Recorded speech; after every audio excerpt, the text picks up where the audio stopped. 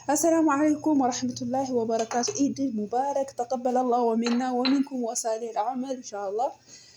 እንኳን የ1446ኛው ዓመተ ሂጅራ የአረፋ በዓል በሰላም አደረሳችሁ እያልኩኝ ዛሬ እንደምታዩት ጾመኛ ነበር። እንግዲህ አልሐምዱሊላህ ረብል ዓለሚን ለዚህ ያድርሶናል። ኢንሻአላህ እኛም ደግሞ በአገራችን ጾመን ደግሞ እንቀበለው ዓመት በዓል ደግሞ በአገራችን የምናከብር ሰው አላህ ያድርገን ኢንሻአላህ። እንደምናችሁ ጓደኞቼ ደህና ናችሁ? ዛሬ በአንድ ርዕስ መጥቻለሁ። አንድ እህታችን ቡታጀራ የምትኖር እህታችን በእናትና በቤተሰቧ ምክንያት ራሷን አጥፍታ መሞቷን ሰምቻለሁ። በእርግጥ በጣም አዝኛለሁ እህቶቼ። እንግዲህ አላህ ሱብሃነሁ ወተዓላ ይጠብቀን። እነሱም ደግሞ አላህ ቀልብ ይስጣቸው።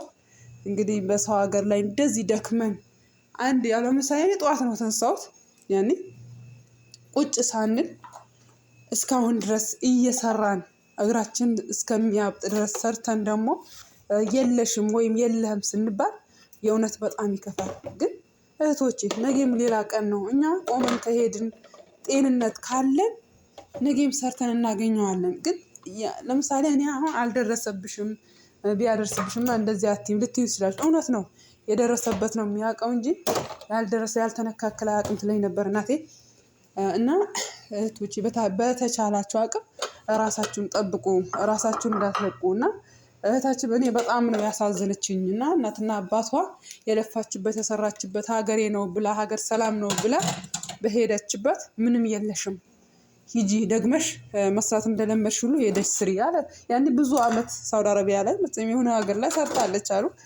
ግን ይሄን አክል ነው። አንዳንድ ቤተሰቦች ጥሩ ቤተሰቦች ናቸው።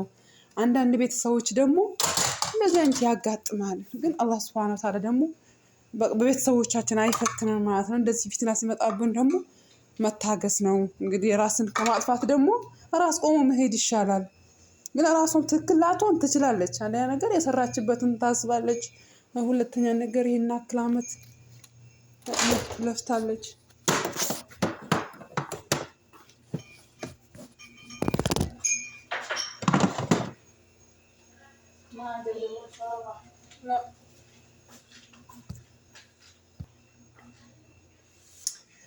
እና ምን ለማለት ፈልጌ ነው፣ ሰዎቹ መጡ እና አቋረጥኩኝ። እና ውዴቶቼ በምንም ቤትኛውም ሀለት ብትሆኑ ራሳችሁን ለማጥፋት አትሞክሩ።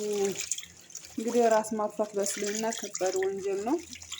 እንግዲህ ያው ራሷን መቋቋም ሲያቅታት ነው ራሷን ልታጠፋ የወሰነችው። እንግዲህ እንደዚህ አይነት ቤተሰቦች ደግሞ አላህን ልንፈራ ይገባል። ወላሂ በእህቶቻችን አላህን እንፍራ፣ በወንድሞቻችን አላህን መፍራት አለብን። በቃ በእርግጥ ሴት የአረብ ሀገር ስንመጣ አገር ላይ ምንም ተበዳይ ብንሆን እዚህ ሀገር መተን ነው የምንረሳው። የበናት ሁላችንም ልቦና አይስጠን። ሀቂቃ በጣም ይከብዳል። ሰው ሀገር ላይ እንደዚህ ደክመንና ጥረን ሀገር አለን ብለን ስንገባ ደግሞ ምንም የላችሁም ብለን እንደዚህ ሲናገሩ በጣም ይከፋናል። ግን ምን እናድርግ አይደለም አላህ ዘንድ እናገኘዋለን። ምናልባት አላህ ሱብሃነሁ ወተዓላ ኸይር ጽፎልን ይሆናል። ይሄን አክል ደግሞ ራስን ማጥፋት ራስ አጥፍቶ እኮ በትክክል ያው ኖራም እንዳልኖረች ነው የምትኖረው። ብቻ ራሷን እየቆጨት ራሷን እየገደለች ቢሆንም ሂሳቧን አላህ ዘንድ ነው። እንግዲህ በተቻለን አቅም ራሳችን በሚዲያ የምንሰማው ደግሞ የራሳችን ትምህርት ሊሆን ይገባል ውደቶቼ። እና ራሳችን ለማጥፋት አንሞክር። እዚህ ሀገር በእርግጥ ብዙ ነገር ስላሳለፍን ቶሎ ነው በቃ ተስፋ የምንቆርጠው ማለት ነው። ከሰልም ቢካለን ከሰል ማስያዝ እምቢ ስለን ራሱ በቃ በጣም ነው የምንናደደው እዛ ሀገር ላይ ስንገባ ማለት ነው። እና ሁላችንም በተቻለን አቅም ራሳችንን እንጠብቅ እላችኋለሁ ውዴቶቼ። ራስን ማጥፋት ማለት ከባድ ወንጀል ነው፣ ወላሂ ከባድ ወንጀል ነው። ግን በጣም ይሰማል። እሷ ላይ ሆነን ደግሞ በእሷ ጫማ እስካልሆን ድረስ ደግሞ ምንም ነገር ላይገባን ይችላል። በተለይ ደግሞ ያመኑት ሰው ከከዳን ደግሞ ሱብሃንአላህ ከእናትና ከአባት በላይ ማን ነው ታማኝ? እናት ካልታመነች፣ አባት ካልታመነ፣ ወንድም እህት ካልታመነ ማን ነው ታማኝ ሆነ ለኛ ኃላፊነት የሚወስደው ማን ነው? የበናትና በቃ ራሳችን መሆን አለብን። በቃ ራሳችን መቋቋም አለብን። የበናት በሚዲያ የሚነገር ለኛ ነው፣ ለማንም አይደለም። ራሷን አጠፋች አካል ለኛ ነገም እኮ ለኛ ተራ ሊሆን ይችላል። ስለዛ በየትኛው ማለት በቃ የሆነ ነገር ወስነን ካደረግን ወዲህ በቃ ራሳችን መጠበቅ አለብን። የበናት ራስን ማጥፋት ማለት ከባድ ወንጀል ነው። አላህ የፈጠራት ነፍስ በእጁ ነው እንጂ የሚያወጣት በራሳችን እጅ ማውጣት የለብንም። የበናት እላችኋለሁ። ራሳችን ጠብቁ፣ ራሳችን ጠብቅ። ስደት ሀገር ያላችሁ በላችሁበት አላህ ሱብሃነሁ ወተዓላ ሰላሙን ረድኤቱን ያስፍንላችሁ እላችኋለሁ። ቪዲዮ ከወዳችሁ ላይክ፣ ሼር፣ ሰብስክራይብ አድርጉ። ተባበሩኝ።